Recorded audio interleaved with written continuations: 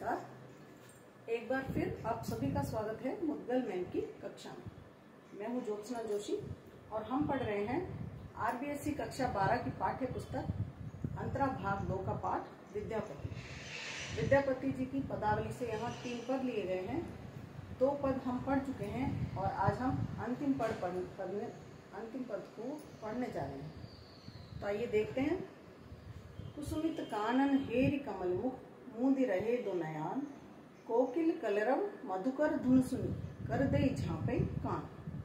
कवि कहते हैं कि नायिका अर्थात श्री राधा जी जो हैं वो फूलों से भरे हुए बागीचे में बैठी हैं और श्री कृष्ण का इंतजार कर रही हैं, प्रतीक्षा कर रही हैं। जब उन्हें कहीं भी श्री कृष्ण आते हुए दिखाई नहीं देते तो वो फूलों से भरा हुआ बागीचा जो है वो उन्हें अत्यधिक बुरा लगने लगता है। विरह अवस्था में वो उस बागीचे को देखना नहीं चाहती और अपने नेत्रों को मूंद लेती हैं। कमल मुख, कमल के समान मुख वाली, कमल रूपी मुख वाली सुंदरी जो है राधा जी, वो अपने दोनों नेत्रों को बंद कर लेती हैं, मूंद लेती हैं। कोकिल कलरव मधुकर धुन सुनी, कर दे झांपे कान। जैसे ही बागीचे में कोयल की आवाज सुनाई देती है, कुहू कुहू की बोली सुनाई देती है, भंवरों का गुंजार सुनाई देता है, तो वो उसे सुनना नहीं चाहती और अपने कानों को अपने हाथों से ढांप लेती हैं, बंद कर लेती हैं। क्यों? क्योंकि वो जो मधुर ध्वनि है, कोयल का जो कलरव है, भंवरों की जो गुंजायमान ध्वनि है, वो उनकी विरह व्यथा को और ज़्यादा बढ़ा देती हैं और भी ज़्यादा व्यथित उन्हें कर देती हैं। इसलिए वो उन मधुर आवाज़ों को सुनना ही नहीं चाहती और अपने कानों को बंद कर लेती है। माधव सुन सुन वचन हमारा, सखियां माधव से कह रही हैं, राधा जी की अवस्था बता रही हैं श्री कृष्ण को कि हमारा वचन, हमारी बातें ये माधव ध्यान पूर्वक सुनो कि तुम्हारे विरह में राधा जी की क्या स्थिति है। तो गुण सुंदर अति भेल दोबरी, गुनगुनी प्रेम तुहारा। तो तुम्हारी वो गुण सुंदरी, अत्यंत गुणवान तुम्हारी प्रेमिका, तुम्हारी नायिका, अत्यंत रूपवान राधा जी जो हैं वो अत्यधिक दुबरी हो गई हैं, दुर्बल हो गई हैं। उनके शरीर में जान नहीं बची, बहुत कमजोर हो गई हैं, क्षीण हो गई हैं। गुनगुनी प्रेम तुम्हारा, आपके प्रेम को सोच सोच कर, आपके विषय में बातें कर करके, आपके विषय में सोच सोच कर, गुणना अर्थात चिंतन करना, विचार करना। तो दिन रात उनको आपका ही विचार रहता है, आपके ही बारे में वो सोचती रहती हैं और सोच सोच कर वो सब कुछ भूल गई हैं। खाना पीना, सोना जगना, सारा दिन बैठी बैठी सोचती रहती हैं तुम्हारे विषय में और वो इसीलिए अत्यधिक दुबली हो गई हैं।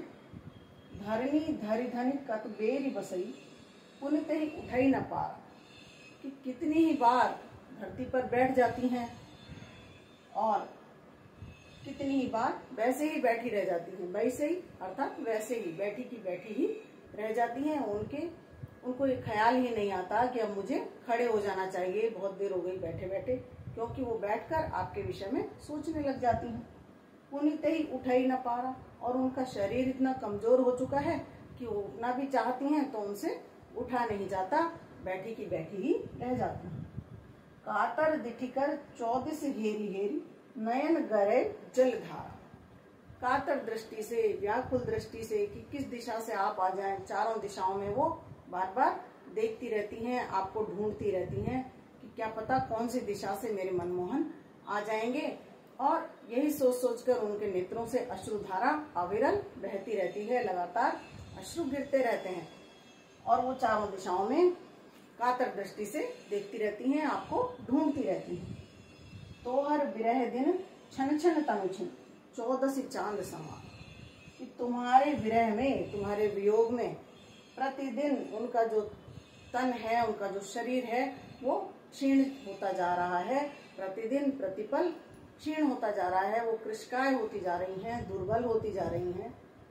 और उनका जो 14वीं के चांद के समान जो मुखमंडल है वो एकदम ही कितना दैदीप्यमान होता है 14वीं का चांद, लेकिन अब उसकी सारी आभा जैसे लुप्त हो गई है। उनका शरीर, उनका जो चेहरा है वो एकदम मुरझा गया है, उससे सारी आभा लुप्त हो गई है।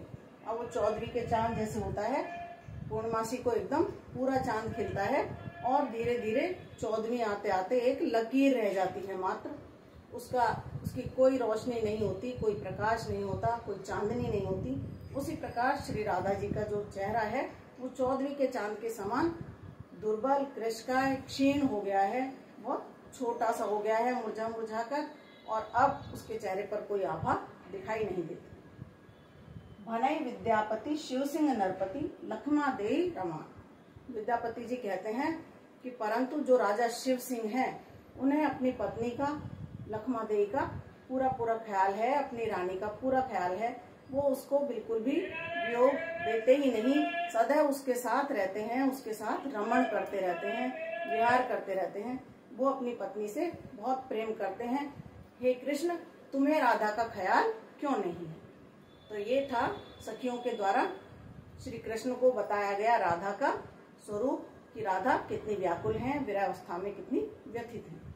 आइए काव्य सौंदर्य देख लेते हैं। भाषा तो जैसा कि हम शुरू के पद से ही पढ़ते आ रहे हैं, मैथिल भाषा में ही लिखे हैं विद्यापति जी ने, इसलिए उन्हें मैथिल कोकिल भी कहा जाता है। वियोग श्रृंगार का यहाँ बहुत ही सुंदर वर्णन किया है कवि ने। माधुर्य गुण हमें दिखाई दे रहा है। छंदयुक्त रचना है। बहुत सारे अलंकार कई स्थानों पर आए हैं, जैसे कि गुनी गुनी, हेरी हेरी, सुनी सुनी, यहाँ सब जगह पुनरोक्ति प्रकाश अलंकार है। इसी प्रकार धरनी, धर धनी, छन छन तनु छिन, कुसुमित कानन, कोकिल कलरव, धुन सुनी, सब जगह पर अनुप्रास अलंकार की छटा बिखरी हुई है। 14 चांद समान, यहाँ उपमा अलंकार है। कवि ने श्री राधा जी के मुख की तुलना जो है वो उपमा चांद के समान दी है, 14वीं के चांद के बराबर है। और कमल मुख, यहाँ पर रूपक अलंकार है। कमल रूपी मुख जो है वो अपने नेत्रों को मूंद लेता है। तो कैसा लगा आपको ये पद? कमेंट बॉक्स में अवश्य बताइएगा। अगले वीडियो में फिर मिलेंगे, तब तक के लिए नमस्कार।